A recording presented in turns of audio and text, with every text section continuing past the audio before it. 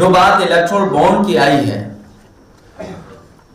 Electoral bond काले धन को सफेद करने की भाजपा की गारंटी है।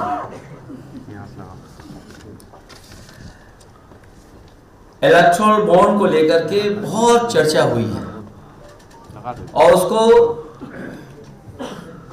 कभी कभी ये कहा जाता है कि चंदा है,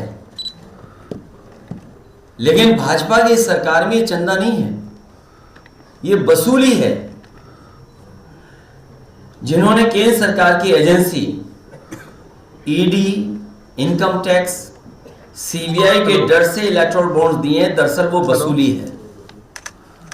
सही मायनों में चंदा तो उन्हीं को मिला है जिनकी सरकार नहीं है, जो काम नहीं करा सकते हैं, लोन माफ नहीं करा सकते हैं या सरकारी ठेके नहीं दिलवा सकते हैं।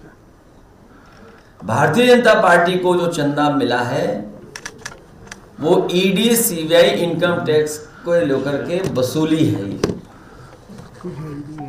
और इसका असर देखिए आप, जिन प्राइवेट कंपनियों से इलेक्ट्रॉन बॉन्ड्स इतने बड़े पैमाने पे लिए हैं, प्राइवेट नौकरी करने वाले सोचें कि अगर ये चंदा नहीं दिया गया होता तो इस लाभ के हिस्से से कंपनी वाले अपने एम्प्लॉयज की सैलरी बढ़ाते, बोनस देने के काम में लाते और ज्यादा लोगों को नौकरी देने के काम करते। भाजपा सरकार पीडीए के हक का आरक्षण मारने के लिए सरकारी नौकरी खत्म कर रही है और प्राइवेट वालों का सारा प्रॉफिट इलेक्टोरल बॉन्ड के माध्यम से हजम कर जा रही है। शायद यही देश में नौकरी के संकट का सबसे बड़ा कारण। इसलिए बेरोजगारी की समस्या का समाधान तभी निकलेगा जब खाऊ पार्टी भाजपा हटेगी।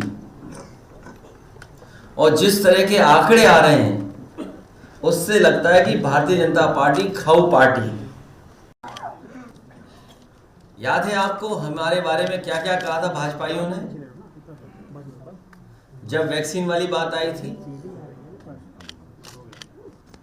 अब सुना है जो आंकड़े आ रहे हैं, जो सूची में चीजें आ रही हैं, वैक्सीन कंपनी ने कोई वैक्सीन दी है उन्हें इलेक्टोरल बॉन्ड के नाम पर।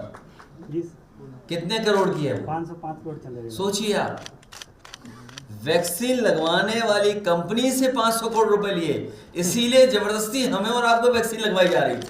हम तो बच गए, बाकी जनता सब मिलने लग गए। पाकिस्तान से भी पाकिस्तान की कंपनी से भी जो है इन्होंने लिया है, क्योंकि जो बात सोशल मीडिया पे आ रही है, इसीलिए मैंने कहा कि हमारे मीडिया के साथी हैं, इन पे भी बड़ा बड़ा पैकेज पहुंचा है, इसलिए बहुत सारी जानकारी मिल रही है और सोशल मीडिया पे चल रही है। मुझे उम्मीद है हमारे पत्रकार साथी भी जिस तरीके से और लोगों के पीछे पड़ जाते थे, इस बार इलेक्टोरल बॉन्ड्स के पीछे पड़ करके सच्चाई जनता तक पहुंचाएंगे।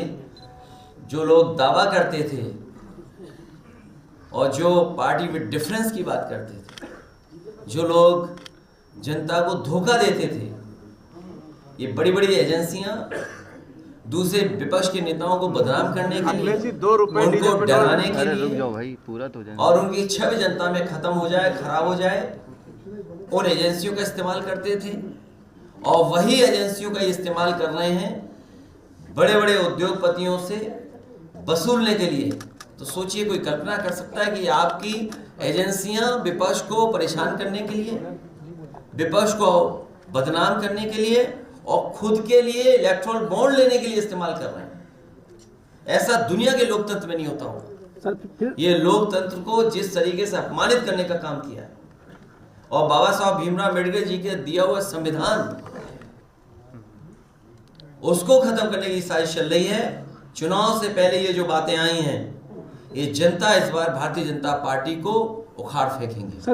कल 2 रुपए कम हुआ है पेट्रोल डीजल में, फिर सरकार ने फिर झुंझुना दिया पेट्रोल को लेकर के और गैस को लेकर के। Sir EVM